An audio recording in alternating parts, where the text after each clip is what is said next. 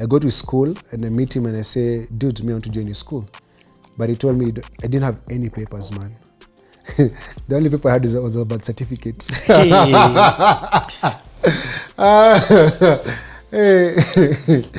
So nikaenda kwa shule yake nikamwambia niaje, I want to become one of his students. And he said, why? He said, I want to do photography and this is my passion. And he said, now what you're going to do for you, we're going to give you an entry exam. If you pass the entry exam, you're going to become one of our students. And the fees is this much. So I sat for his exams, I passed the exams, and I became his student. Nice. I joined the school, and in school I actually had a nickname. So my classmates used to call me the boy from Harvard. Because by the time I came to school, I was so committed to study that I was just so focused. So this guy came from Harvard to come to this school. Then our school had a nickname. It used to be called Mortuary University, because it was next to City Mortuary. Yeah. So sometimes when in class and then the morgue is not very well cleaned, the smell of dead Which bodies. side? Up towards Ngong Road or Ngong Road, opposite the church. Opposite. Yes. It's now like a nursery. There's usually a nursery, whatever it is. So you see, we shared a fence with mortuary. So there's a river, and then so it used to be called Mortuary University. So okay, let's start. What's the name of the school again? East Africa School of Journalism. How do you get the money to pay? So I decided, I don't share my family. People are just useless. So the idea was, my fees was about 130,000 per year. 130,000? Yes. And this time you've moved. Have you moved? Also now. So this is now the time I have to move. Okay. Near the school. Which is now Jabavu Lane. I moved to Jabavu Road. When I moved to Jabavu Road, I moved with them Kokoteni from Pangani. Move all the way to Jabavu with them Kokoteni. I moved into that house. That house, it was servant quarters. Zile za kitambo za wazungu. So they are not supposed to be seen by people living in the main house. And I stayed there for a couple of months, but I got kicked out. And I got kicked out because I used to pray in tongues and I used to pray too loudly in the morning. Re ba ba ba, re ba ba ba ba, re ba ba ba ba ba ba. Now, a funny story happens. And I'm still in that house. And a friend of mine called Bertha. So Bertha was a head in that school which I went to, the East Africa School of Journalism. And we have to come to the fees. Yes. So when Bertha was in that school, I invited her to come and visit me in my single room. So in that single room, there were no seats, just a bed. So when she came, a story, she sat there, and then I sat here. And now I had to open my door so that I don't ruin my testimony. So that people don't think we're doing anything. However, this is now the sad part. Because I was very focused in church. So Bada would talk to me, hey, Boni, how you doing? Hey, niko sawa sana. Ati, hey, how is school? Hey, tunasoma kabisa. So I would raise my voice so that my neighbors don't think we're doing anything. So to protect my testimony. I was shouting. And then so Bada would ask, why are you shouting at me? But now I'm trying to hear so that neighbors can hear that I'm talking, so they don't imagine I'm doing my own things. Na protect ushuhuda. And Bada was so offended. So the door is open, and then I'm responding in shouts so that people know that we are there. We're not doing anything. The things that Christianity make you do. Those are the days in church now, and you pray for yourself. And you used to be told to pray for yourself dangerous prayers. And you're telling God, if I look at a woman seductively, and if I feel like if I'm lusting after her, strike me with blindness. You pray to God, tell God, if I sleep with a woman, if I get married, strike me with HIV/AIDS. I'm serious. Those are the prayers we're praying for ourselves. That you must protect your testimony, you must keep yourself pure. Those were the prayers we're praying for ourselves, bro. Those are the prayers. So, East Africa School of Journalism, I'm moving. I have to work now. So these are at the school now. And then pastors, actually, sometimes pastors, you misuse people. One of my pastors, he mentored me, but he was useless. He tried, but so now I'm in class, he had dogs. So he used to be sent to go and buy omena for dogs. in Gikomba. So during lunch break, I'm rushing to Gikomba buy omena, come back to school with omena. Ni pale kwa hapo nje classroom, class session beba hizo omena nipeleke kwake. Then it was just doing akitaka kununua kuku, mimi napigiwa naenda namba ya vitu zake namletea. Yaani vitu tuzo jinga tu. Ministry tu. Whether kama kuna place watu tumika sana katika hii nchi globally, ministry. It's like you're working for no pay. Wewe tu ni kufanyia kuhudumia watu tu. Kuhudumia tu watu. So I'm in Bible school, I've finished, I'm in journalism school. I go around, so I need to get 130,000, which I couldn't get. And I thought if I ask my friends and relatives for a G each, maybe they'll give it to me. So I had a girlfriend who had left me because I was a hawker. And this girlfriend left me because she went to work for a bank. This girl, you know what breaks my... I love this girl in here. I loved her. I told her, just give me 1,000 bob. So I was sent to collect fees. She refused. And the reason why she left me, because when I was a bookseller, she got an attachment in a bank. So during her lunch break, I would go outside, CBA Wabera, and wait outside with my dust coat for booksellers so I can walk her for lunch. He was a proud bookseller. And she'd come out with her banking friends and get very embarrassed that she knows me. And says, no, I can't talk to you. She leave me standing there and walk with her friends. Actually, when that girl left me, I thought I was going to kill myself, man. I was so heartbroken. I cried. Actually, the first time I fasted, I was 18. And I fasted not because I loved God. I fasted to get back a girl. Not really. For God to heal my pain. It's like, God, I'm dying. I was so devastated. I used to see her every day.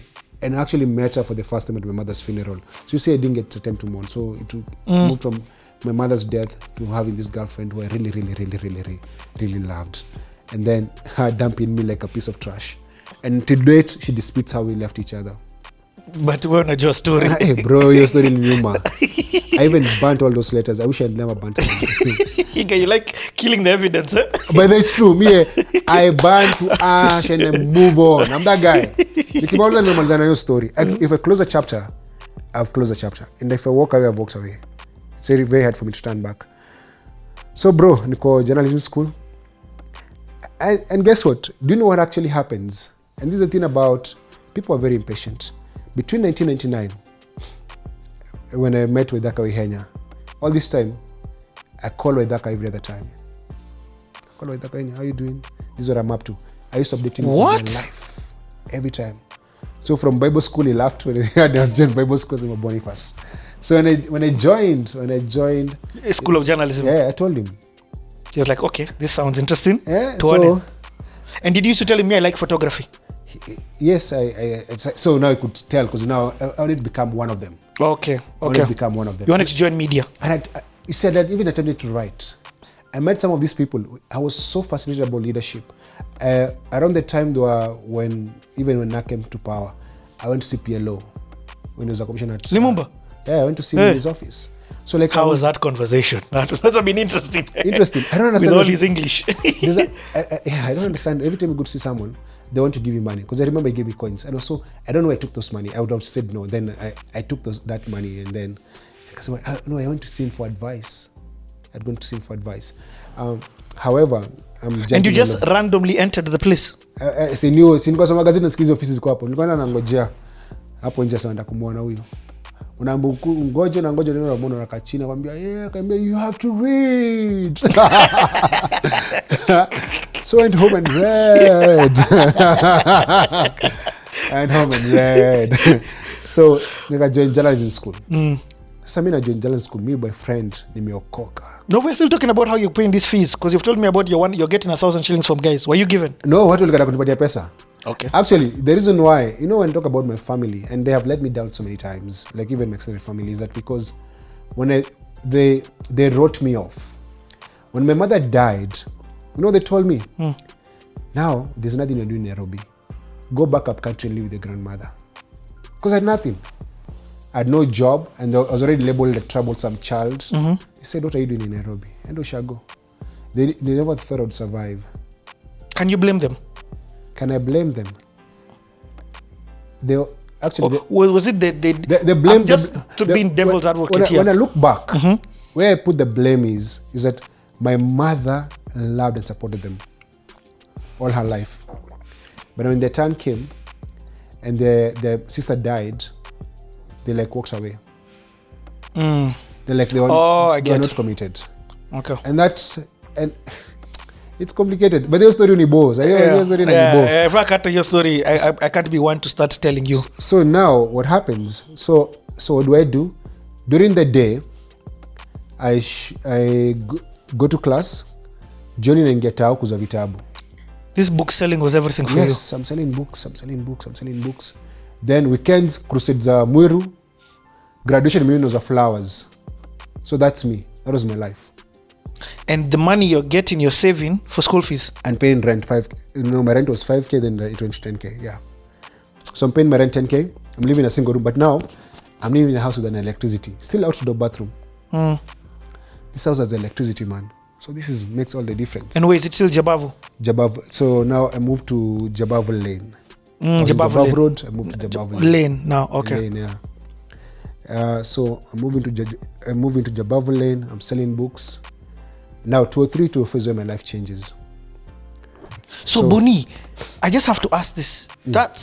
Was this 130K school fees per term or per year? Per year. It was a diploma. It was the entire fees. Oh, it was the entire fees. Yeah. So you'd go whenever you make a 10K, you go and deposit. I go pay 2K, nafukuzwa. Also church pia ni watiaji.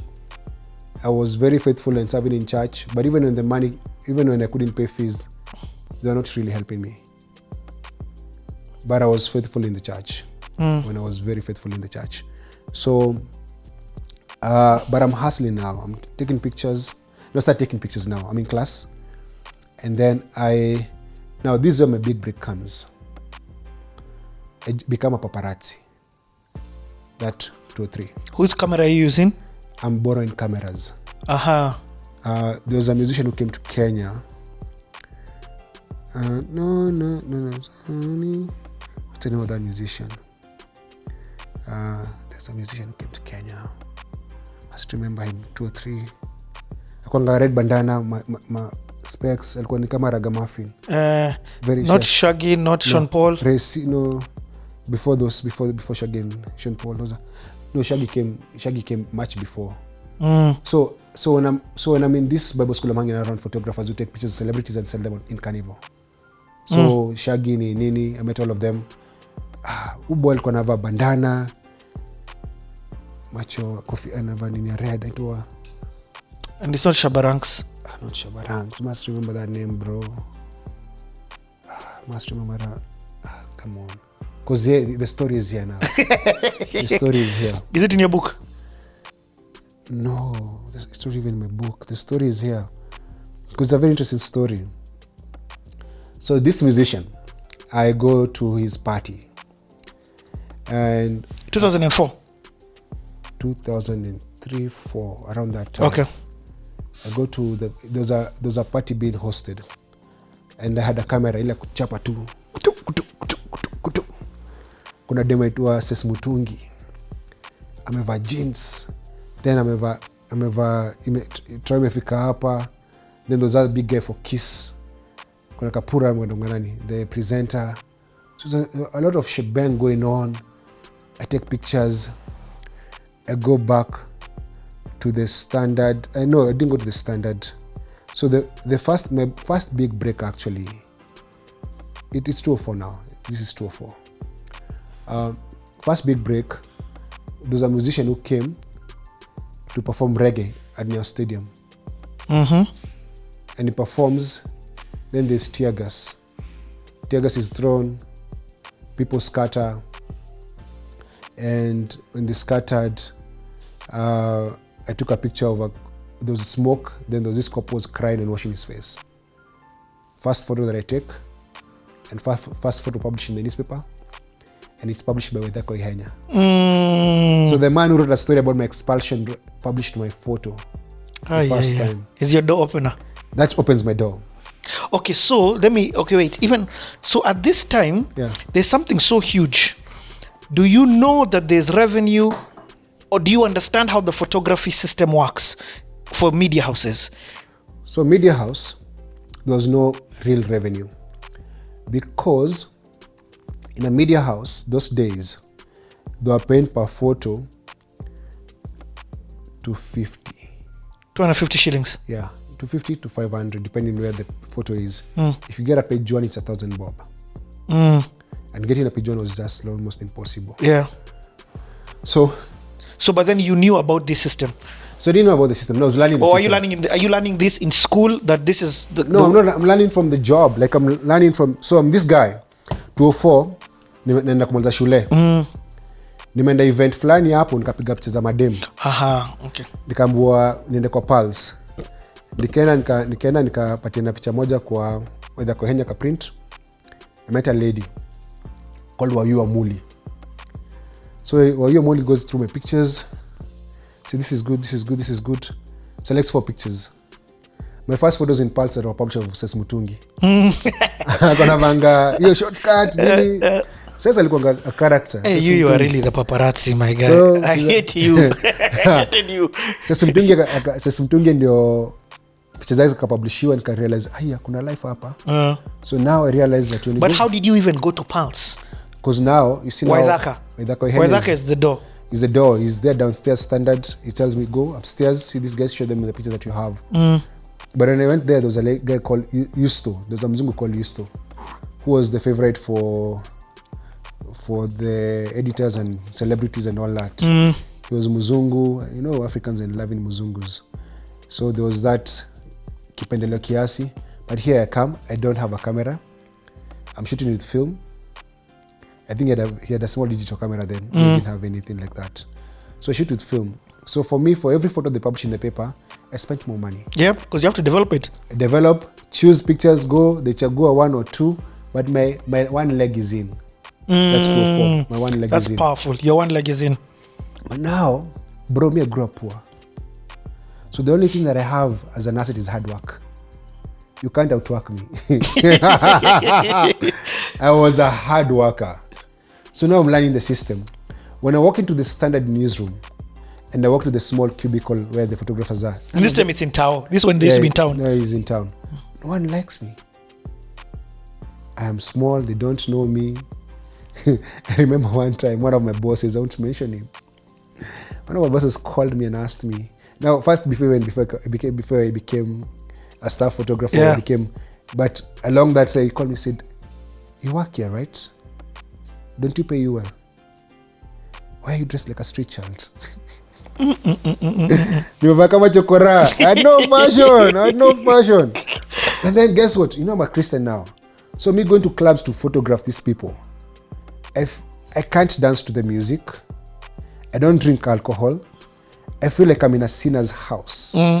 But I'm here it's a stepping stone to the next life. I'm like, if I succeed here, next level ni ndakuwa pali pazuri. Because I knew after reading Mohamed Amin's book, I knew I want to become a war photographer or cover news photography. But the news photography desk had heavyweights. Some of the biggest journalists who are still there, like the photojournalists who did 80s and 90s, walikuwa bado kwa desk. Yahya was still the boss at the Standard then. He had worked as a photographer over 40 years. So hiyo kulikuwa na wenyewe. So millions upstairs, entertainment. Yes.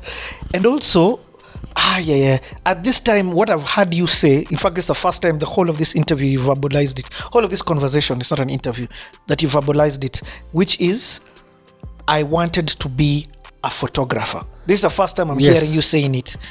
Now, I don't want to become a pastor anymore. To become a photographer. Nimesoma Mohamed Amin, nimeangalia life, and then I realized as a photographer, I don't have to speak. I won't get into trouble. I don't have to talk. I photograph, I deliver, I disappear. I photograph, I deliver, I disappear. It's 2004, the same time you're finishing school and now joining media. So I finished school 2005. 2005. So I finished Bible school to 3 December. I finished school May 2005. And you paid your fees? I didn't pay all of them. I was paying off and on. But guess what? 2004, there was, and this is where the beef The biggest beef in this country between me and Deputy Jesus, Ezekiel Mutua, comes from 204. Deputy Jesus. Yes.